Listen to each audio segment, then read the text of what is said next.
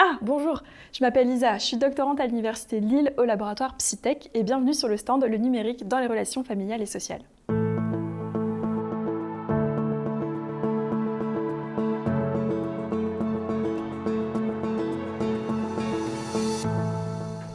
En moyenne, vous passez combien de temps sur vos écrans chaque jour? 1 heure, 3 heures, plus? En réalité, il n'est pas forcément facile de répondre à cette question. D'abord, un écran, qu'est-ce que c'est? Téléphone, tablette, montre, télévision, ordi, console. Aujourd'hui, de nombreux objets sont équipés d'un écran et on parle plutôt d'objets numériques ou d'outils numériques. Alors, combien de ces objets numériques utilisez-vous au quotidien? Et pourquoi faire? Vous informer, discuter, écouter de la musique, faire du shopping, travailler. Les usages sont nombreux et variés et tout le monde n'a pas la même notion de ces usages. Quand vous avez estimé votre temps d'écran tout à l'heure, vous comptiez uniquement vos loisirs ou bien aussi le travail, vos cours? Il n'y a pas de vérité simple et justement la recherche en psychologie peut aider à répondre à ces questions complexes.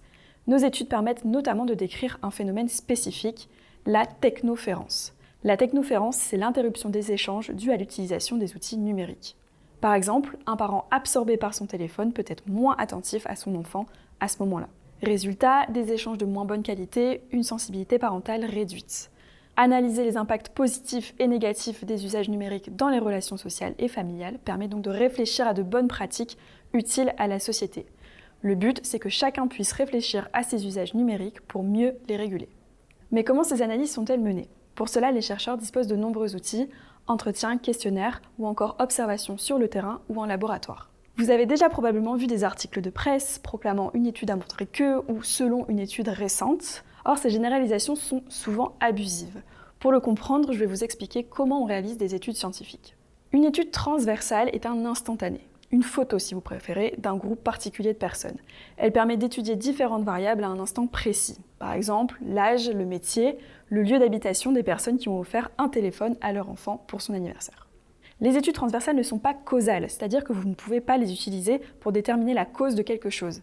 Même si les enfants dans les Hauts-de-France ont reçu plus de téléphones que les autres, vous ne pouvez pas dire les parents offrent un téléphone à leur enfant parce qu'ils vivent dans les Hauts-de-France. Alors comment faire pour comprendre un phénomène de façon plus précise? En faisant une étude longitudinale, c'est-à-dire une recherche menée sur une période plus ou moins longue. Les chercheurs et chercheuses examinent à plusieurs reprises les mêmes personnes afin de détecter les changements au fil du temps. Par exemple, on regarde à plusieurs reprises l'usage du téléphone par le parent quand il est avec son enfant, donc c'est la technoférence, et les comportements de son enfant à ce moment-là. On peut ainsi voir si la technoférence augmente les comportements difficiles de l'enfant ou si ce sont les comportements difficiles de l'enfant qui augmentent la technoférence, ou les deux. Et avec les méta-analyses, on se rapproche le plus de la compréhension d'un phénomène. Elles compilent les résultats de toutes les études menées sur un seul et même sujet. Cela permet d'avoir une vue d'ensemble et d'identifier les tendances générales. Revenons aux usages des outils numériques dans les relations familiales et sociales. Grâce à ces différents types d'études, nous pouvons étudier les usages des écrans par les enfants et leurs parents. Et cela permet d'analyser les effets positifs ou négatifs de ces usages sur la construction et le maintien des liens familiaux. Maintenant réfléchissez. Quand vous pensez aux relations avec votre entourage, quels sont les moments où les outils numériques sont un obstacle? Quels sont les moments où ils apportent une expérience positive? Cela peut aider à réfléchir aux bonnes pratiques qui pourraient être adoptées dans les usages numériques en famille. Peut-être pas de téléphone pendant les repas? Ou un moment dédié pour regarder ensemble des vidéos?